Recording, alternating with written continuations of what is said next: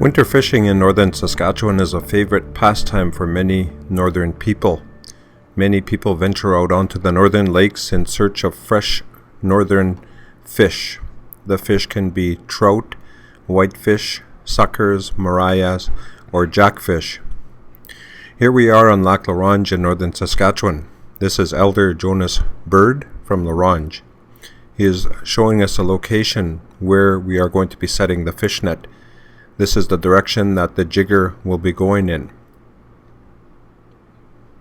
And here we have Pat Cardinal with the chainsaw. The chainsaw is going to be used to cut the hole in the ice. Here we have two sticks. One will be used to grab the net out of the water. This one here will reach the string in the water to pull the net out once it's done. And this one here will be put on the other end to tie the string on so that we don't lose the net under the ice. Work is difficult, and sometimes chainsaws are used to make things easier.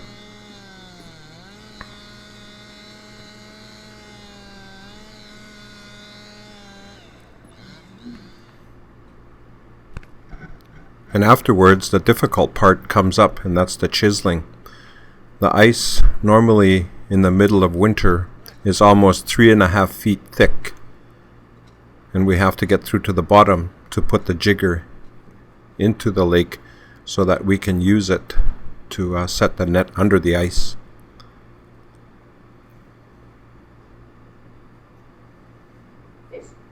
So you have to take your time. You can't rush it. It's important to watch how you handle the chisel in a safe manner, as if you're not careful and you rush it. People have said that they have poked their feet with the chisel. As you can see, I'm standing close to the edge, and if I'm really not careful, I could stand a chance of chiseling my own feet, and the chisel is very sharp. Again, you have to take your time. This is not a rush job. On average, making a hole can take almost an hour and a half. And we have to make 2 holes here.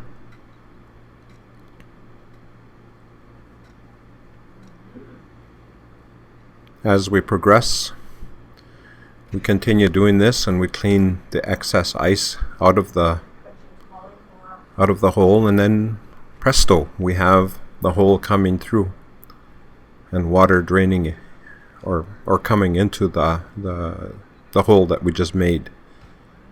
So this is the part that is really good, because it's almost a form of elation when we see the water coming through, because we know we're pretty close. This is the jigger, invented in the early 1900s.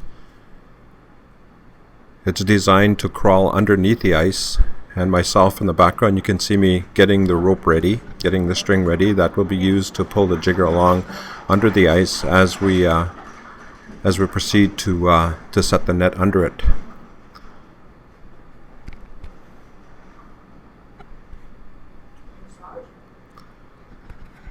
So here we have the hole. The hole has to be wide enough to set the jigger through it. And as we are talking here, we're discussing how, the best strategy to do it. And again, the hole has to be wide enough to insert the jigger through it, and then to pull the string under it so that the jigger can progress onwards. So this here is for setting the net. It's called a jigger. As you can see, I'm holding onto the prong that grabs onto the ice, and then the metal bar at the bottom is the weight. When you pull the string up, the weight will drop, and then pull the jigger back, or the prong back like that, and then grab onto the ice, and then it'll project itself forward under the ice. It will float. So again, preparation is very important, and taking your time, making sure everything works is utmost importance. And these are what we're doing here. So here Jonas is demonstrating to us what we call a slip knot, and a slip knot is used by fishermen and people across the north as a way to tie the string onto the fish net so that it's easy to release once you want to release it. So here he has the bow that's in place there, and then he'll bring the end over to it, through it, and then tie it or pull it. And as he pulls it, it'll tighten up.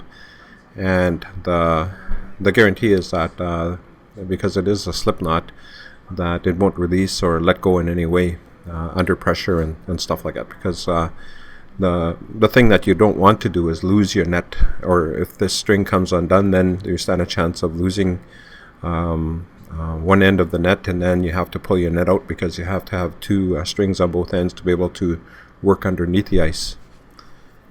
So here we are inserting the jigger under the ice, and he's pointing it in the direction that he wants it to go. And myself, I have to use the chisel here, ice chisel, to guide it under the ice, and then to point it in the direction that we would like to point it towards. Here we are under the ice, and here's the jigger.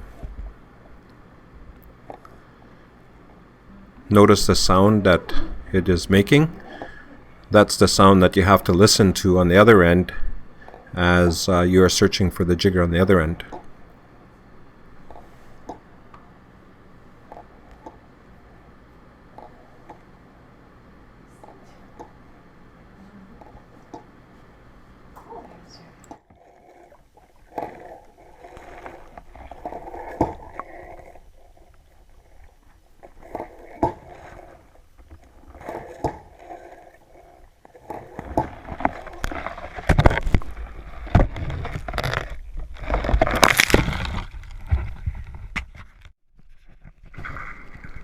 Here we are looking for the jigger on the other end.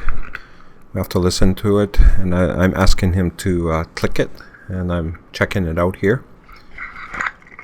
So sound travels really well through the ice, and here it is. Here's the jigger under the ice. Now we know the location of it. Our objective now is to cut another hole in the ice here, and what we'll use is the chainsaw again, and just repeat the procedure that we did at the beginning.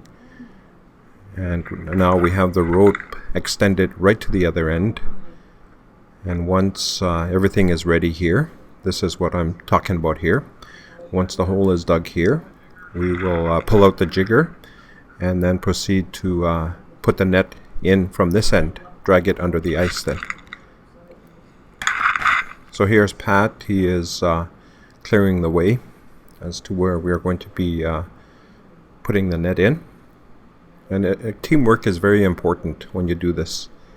So here I've already dug the hole, and just talking to Pat about how much work this is, and that you have to be in really good shape. And many northern elders are doing this on a daily basis, so you have to be really in good shape to be able to do these types of things.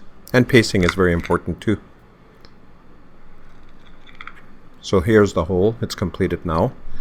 We will widen it, and again the jigger is taken out, and once we are ready, the net will be put in to the water as it is here.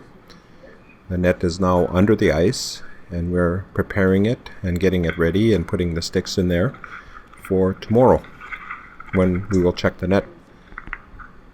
So it's always important to check the net on a regular basis, because fish, even in the wintertime, they do die.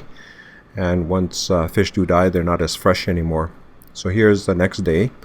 We're going to be checking the net, and we'll be going underwater briefly to look at the net as it comes up from underwater.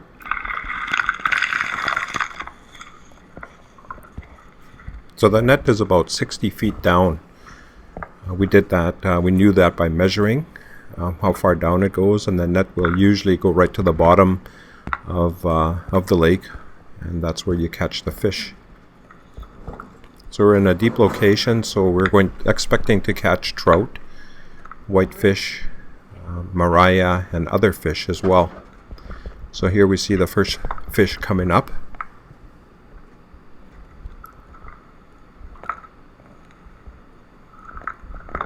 and in this case it's a trout.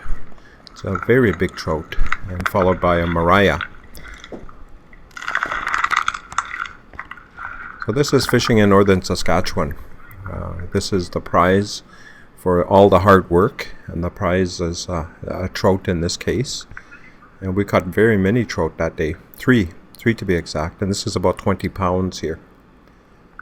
So here's the first catch right here, and really made the two older gentlemen very happy, because not very many people, even though a lot of people do this, just the experience of going out there is a good experience and fun. Here's our catch for having the net in the water. We have a number of trout that you can see. The bigger fish are the trout, and Jonas is explaining that most of the fish are edible. All of them are, describing the 3 trout here, and then whitefish, as well as the other fish, the Mariah and suckers. So this is our catch for setting the net. And many people were fed as well too. After we brought the fish back into town, we split it up, and then different people, different homes got it. So that's winter fishing in northern Saskatchewan. Thank you.